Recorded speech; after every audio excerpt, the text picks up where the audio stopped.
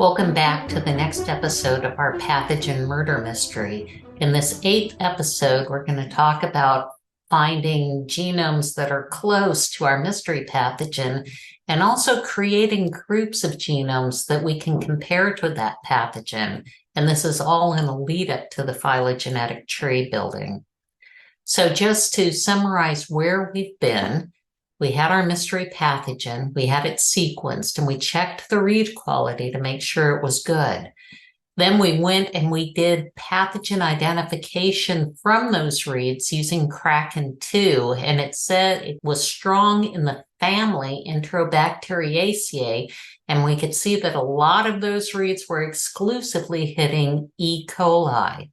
We did genotypic serotyping, and we found that it was O104, the O antigen type was 104, and the H antigen type was 4. Then we did assembly and annotation. And now, in today's episode, we're going to start looking at the pathogen identity, and we're going to look at that from, I say from the assembly, but they're from the contigs. And then we want to look at some genomes to compare with that. So often when you're looking at taxonomy, when you have contigs, one thing that a lot of people do is blast. Well, you can't submit an entire contig for a blast analysis. So we're going to look at the 16S ribosomal RNA gene. This is something that people commonly do, and they often build trees of this particular gene to identify things. Another thing we'll talk about is average nucleotide identity. So it's looking across the whole genome and it's doing length and coverage. Although we talk about this, I'm not going to give a demo of this right now because generally you have to find genomes to compare it to. So if you don't know who it is yet, then there's no way you can compare it to others. So you'd have to do one of these other things first. And then finally, we'll do MASH, which is an estimation index of a genome, and that we'll give an actual demo of as well. So BLAST and MASH. So this is the BLAST website, which we will go to submit our pathogen to, or at least the 16S gene from that.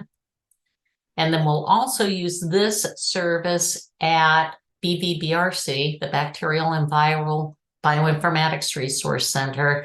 So it is a MASH min-hash of these genomes, and we'll step through doing that so you can see who are the closest relatives to your, we know who it is at this point, but let's say we didn't know and we were starting with contigs, so that'll help us get there.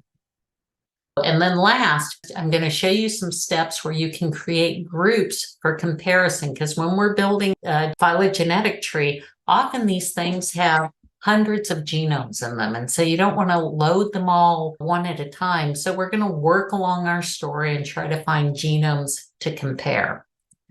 So let's submit some jobs and then get some groups for those comparisons. So we're going to do a little demo right now. First, we had our mystery pathogen. So I want to go to the annotation for that. So I'm logged in.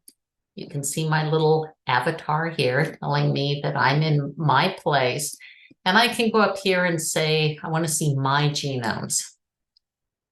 And it's going to load all of those. And here's the mystery pathogen. And if you've been watching this, you know, if I highlight a row, the vertical green bar, the action bar, gives me some things that I can do, downstream functions, and I want to look at this particular genome.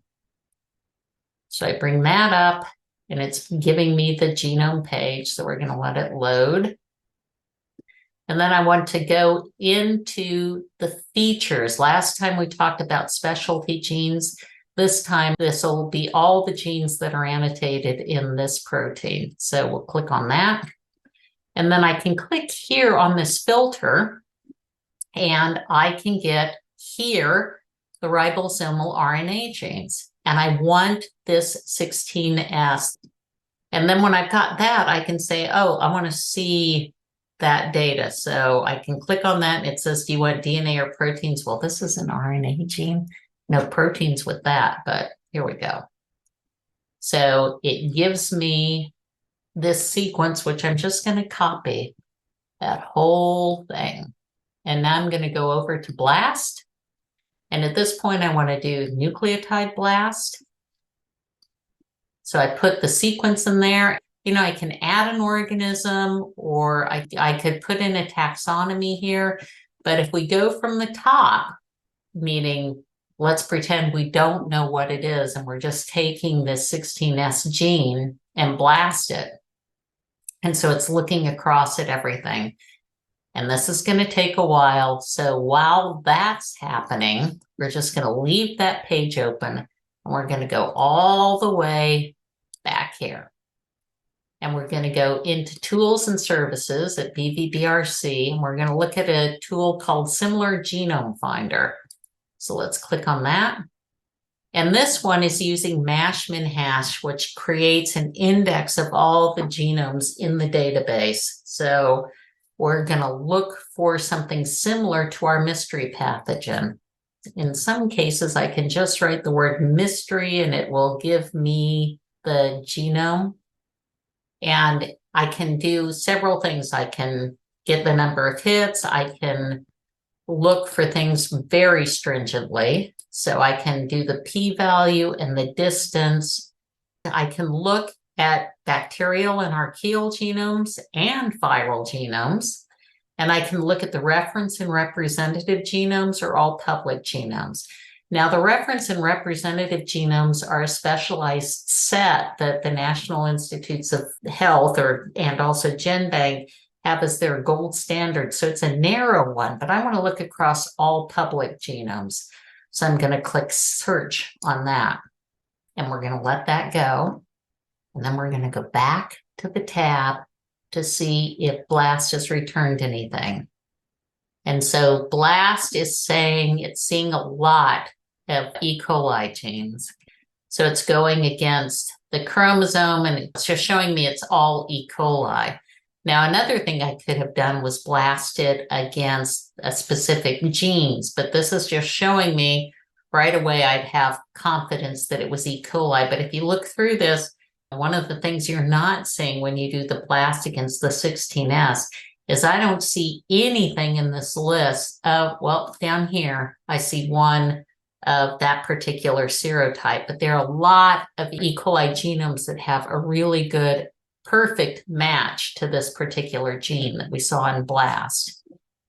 Now, for the Similar Genome Finder, remember, this is looking across entire genomes, and what MASH-MinHash is doing is breaking genomes into k-mers, which we've talked about before, the k-mers. And so you're able to see how many of those k-mers for this particular strain did our mystery read match to. So you can see that there are a bunch here, and you can see that they're really close and the distance is very close. So these are really good matches to this. And you can see here that we're getting a lot of things from that particular serotype. Now remember, our mystery pathogen, we're looking at that actually years after this was in an outbreak. So there's a lot of data here that it's recognizing. But initially, when the people were looking at this, the public health people and the scientists to try to figure out what was going on, we didn't know any of this. So we'll find out if it would have hit anything of this serotype. But right now, it's everything from that epidemic, which occurred in 2011. So if you look at this, all of these years here are pretty much 2011. So it's hitting those really strongly. Now, let me show you another thing that you can do with this. So let's say I'm interested in this group and I want to compare it to my genome. It's really tedious if you have to add these things one at a time to any individual tool, or even type them in if you're doing command line. But you can click on that. And down here in the green action bar, you can hit a group icon and it will open up a pop-up window that allows you to add to an existing group, or click on the down arrow, create a new group. You have to name it close to mystery. There are a lot of pathogens in this website. And so now I have a group with that in there. And see, it says I've created that. Another thing you can do is I can click on this, and beyond the green bar, which I can stretch out over here, I can see other information about this thing, like it's MLST, and look at this. It's serovar, which we knew already this was when we did the genome serotyping. So it's matching that. Even though it doesn't say that in the name, you can see that here. So pretty cool tool, right? So we've looked at the results for both of those things. Also, what I want to step you through is creating a group. Well, we did that here, but creating groups for the phylogenetic tree, because these are all so close, and we sort of know post-mortem that these are from the same epidemic.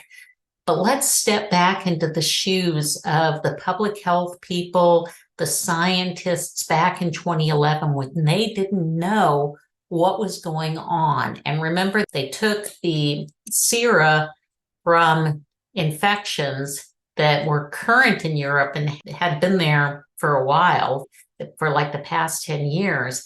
And this pathogen didn't agglutinate any of those. And what they were seeing at that time was E. coli that was the serotype O157H7. So I want to step back and pretend that we're back in that time, and I want to find those genomes to compare in a tree. So I could step through it by going through the organisms tab, but a better way, I think, to do it is to go into searches and then go into genomes, and it's looking across the millions of genomes that we have that are here in BV-BRC. And I can say here, I want to see 1940 to 2010, 1940, but that's when it was collected. So I'm being generous. So I'm looking for genomes here, and I can just go here and click on serovar. Go 0157.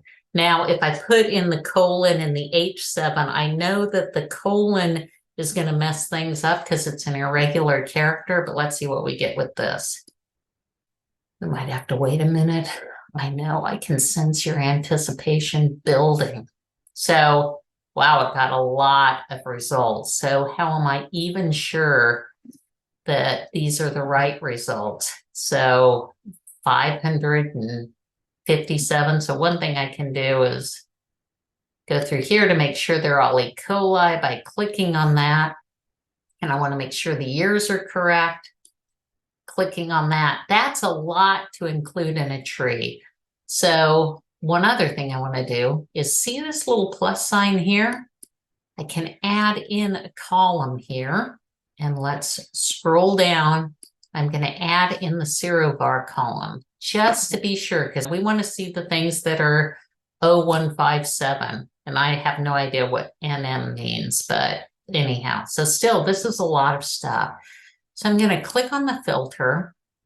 And first of all, I want to make sure I don't get any plasmid genomes. And because there are so many here, I'm going to click complete. And complete and good, of good quality, are the same. And now what are we down to? 120? That still doesn't make a very good tree, meaning that it's big and it's hard to see through. So let's try this. They were looking in Europe, specifically in Germany, but this 24 here, this looks pretty good. So we've got 24 genomes, and let's go through this and make sure they're all what we want. We don't want this guy because it's just H nothing. So look, I'm going to click all of these, and then I'm going to scroll down to H nothing and unclick that. And I'm going to create this group, and I'm going to call it 0157 H7 Europe 1940 to 2010. Why do I name things so long so I can figure out what I did later, so it's nice and descriptive. Those 24 genomes are added. Now we already know that this guy's serotype is 0104. So for our phylogenetic tree, when we make it, let's do it so that we can compare it to those genomes to see if it really looks like that. So we go back into searches and we go back into genomes. And once again, let's try to do 1940 to 2010 and then go into serobar. 0104. I used to do this a totally different way, but the search is really great. So it's got 26 results and look, it's showing those. So I wanted 0104H4. Maybe if I put in H4 up here, let's see how well that does. Nah, that's no good. Sometimes this text box isn't as good as one would like. First of all, I want to do the filters because I don't want any plasmids. So there's only 3 complete, but there's also 13 WGS, which stands for whole genome sequence. So let's look at that. And then I'm going to click on this tab so that I can group things together.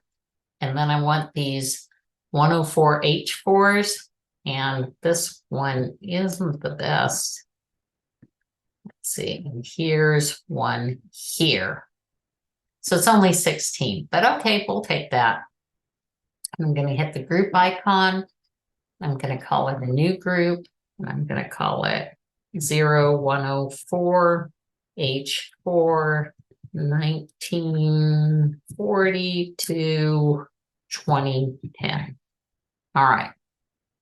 Now, just so we have some fun with these trees, let's also get 0157 and 0104 that are 2011 to after. So once again, we would go into searches, click on genomes, and you see what I'm getting here, because I want to make a series of trees for us to look at and compare our pathogen to and see if there, well, we already figured that there are a lot of similar genomes to it after the date, but let's see, it was 2011 to 2023.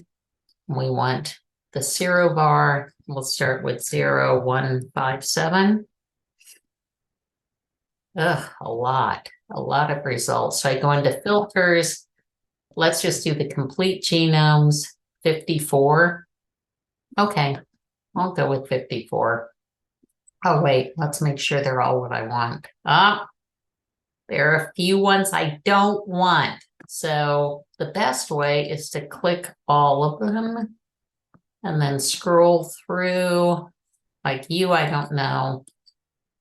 H7, I don't want you. And I'm going to have a lot to compare here, so it's okay to be exclusive. So I'm going to create a group of those. New group, 0157 H7 after 2011. All right, and now we're going to do the last one for 0104. I mean, it may be a little boring for you now, but you're going to appreciate that we went to this trouble later. Trust me. So 2011 to 2023, serovar 0104. Now, for those of you who have to look for data before, you tell me that this isn't easier than searching for it in other places. I think that this is an awesome resource for that. It's a great place to find and collate data. Once again, we don't want any plasmids, so we can do complete and whole genome sequence, and duplicate means just other versions of the same genome. We don't want any of that. We're just going to keep this, so it's none of the plasmid stuff. Let's make sure, I'm going to click on this. Let's make sure I'm getting what I want. Here's some H7s. Let's make sure. And then these guys who put it in this way. Wow, whatever. At least they recorded the data to make it easier for me. All right. And notice that this is coming from Europe and North America. That's what's also awesome about this system, is it shows you a lot of information that you can filter on in the top. So I'm going to group those, and notice that a lot of these are 2011, right? So group, going to create a new group. I'm going to call it 0104H4 after 2011. Actually, it includes 2011, but so we've got a number of groups there. And if I wanted to see what those groups are, I could click up here on the Workspace tab. Let's do genome groups. All right. So it's showing me the ones I created most recently. But we did this mystery pathogen. So these are all the groups that I've created right here in front of you. So in the next episode, we're going to be making trees with those things. But meanwhile, back to the slides so we can summarize this and then get on to trees, which I know everybody has been waiting for, including me, because I really like the trees. So much fun. So we did the 16S sequence, and we used BLAST at GenBank, which most people know how to use, and it's a very powerful resource, and it showed that, yeah, it's E. coli. So you can take genes, but you can't do contigs here, but you can look at genes to do that at NCBI. To look across the whole genome, we went to MASH at BV-BRC, and we were able to see the groups of the most similar genomes, looking at the distance, the p-value, and the Kamer counts, and we could see that there was a lot of stuff that was really similar. And then we created a bunch of groups that we're going to use in the next episodes so that we can build phylogenetic trees with them. In the next episode, we're going to talk about phylogenetic trees, and then we're going to submit the jobs, and then we're going to interpret the trees. So now we're getting this, for me, this whole series was building from that, because we started with the sequencing. But for me, it's always a race for the tree, because to me, the tree tells me everything I want to know. Well, not everything, but a lot of what I want to know about any pathogen, but especially about our mystery pathogen. So I'll see you next time. Thanks a lot. Bye.